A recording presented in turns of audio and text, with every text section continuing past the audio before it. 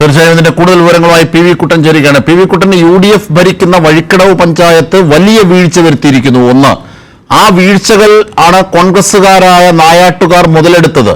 അതിൽ പഞ്ചായത്തിന് വലിയ പങ്കുണ്ട്. വഴിക്കടവ് പഞ്ചായത്തിൽ നേരത്തെയും സംഘപരിവാറിലെ സ്റ്റാൻഡിംഗ് കൗൺസിലിനൊക്കെ നിയമിച്ചത് വിവാദമായതാണ്. അപ്പോൾ ഒരു കെടുകാര്യസ്ഥത ഈ കാര്യത്തിലും വഴിക്കടവ് പഞ്ചായത്തുമായി ബന്ധപ്പെട്ടുണ്ട്. അവിടേക്കാണ് നാളെ LDF മാർച്ച്. അതുകൊണ്ടാണോ?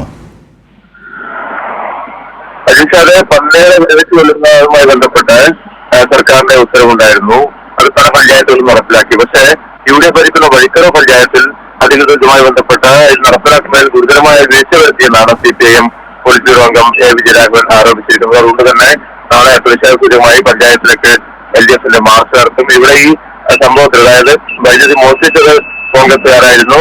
അങ്ങനെ ഈ പന്നികളെ, വന്യജീവികളെ വൈദ്യുതി ഉപയോഗിച്ച് കണ്ണീരാക്കാനുള്ള നീക്കങ്ങൾ നടത്തിയത് കോൺഗ്രസുകാരാണ്.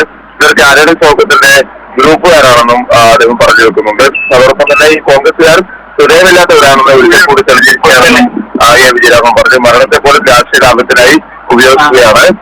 ഇന്നലെ രാത്രി നിലമ്പൂരിൽ അതാണ് കണ്ടത്. ആശുപത്രിയിലേക്കുള്ള റോഡാണ് ഈ സംഘർഷത്തിന്റെ ഭാഗമായി തടഞ്ഞത്. മനഃപൂർവ്വമായി സംഘർഷം ഉണ്ടാക്കാൻ ശ്രമിക്കുകയായിരുന്നു. ഇവിടെ ഇത്തരത്തിലുള്ള സംഘർഷം ഉണ്ടാക്കുമ്പോൾ വഴിക്കടവിൽ മരിച്ച കുട്ടിയുടെ വീട്ടിലേക്കുള്ള വഴിയരികിൽ രാത്രിയിൽ UDF സ്ഥാനാർത്ഥിയുടെ പോസ്റ്ററും ചിഹ്നവും പതിക്കുകയായിരുന്നു കോൺഗ്രസ് പ്രവർത്തകർ. ഇത്തരത്തിൽ ഹൃദയശൂന്യമായാണ് കോൺഗ്രസുകാർ പെരുമാറുന്നതെന്നും അദ്ദേഹം പറഞ്ഞു. രക്തസാക്ഷികളെ ഉണ്ടാക്കാൻ വരെ ഇന്നലെ രാത്രിയിൽ ശ്രമം നടന്നിരുന്നു. പക്ഷേ സംഭവത്തിന്റെ സത്യാവസ്ഥ വളരെ പെട്ടെന്ന് തന്നെ പുറത്തായി. അവിടെ തന്നെ പ്രതിയെ പോലീസ് വളരെ സംഭവം നടന്ന ഉടൻ തന്നെ പ്രതിയെ പോലീസ് അറസ്റ്റ് ചെയ്തു. ഈ പ്രതി കോൺഗ്രസ് പ്രവർത്തകനാണ്. ആ കാര്യങ്ങളൊക്കെ പുറത്തു വന്നതോടുകൂടി കോൺഗ്രസുകാർ ഇന്നലെ പറഞ്ഞതെല്ലാം കള്ളമാണെന്ന് തെളിഞ്ഞു. വൈദ്യുതി മോഷ്ടിക്കുന്നതും കോൺഗ്രസുകാരാണ്, വന്യമൃഗത്തിനെ കൊണ്ട് വിറ്റ് കാട്ടാക്കുന്നതും കോൺഗ്രസുകാരാണ്.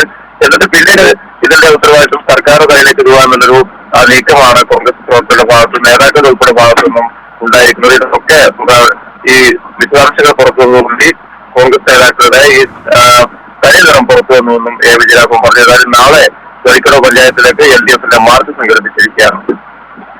ശരി, പി വി കുട്ടനാണ് സമഗ്ര വിവരങ്ങൾ നൽകിയത്.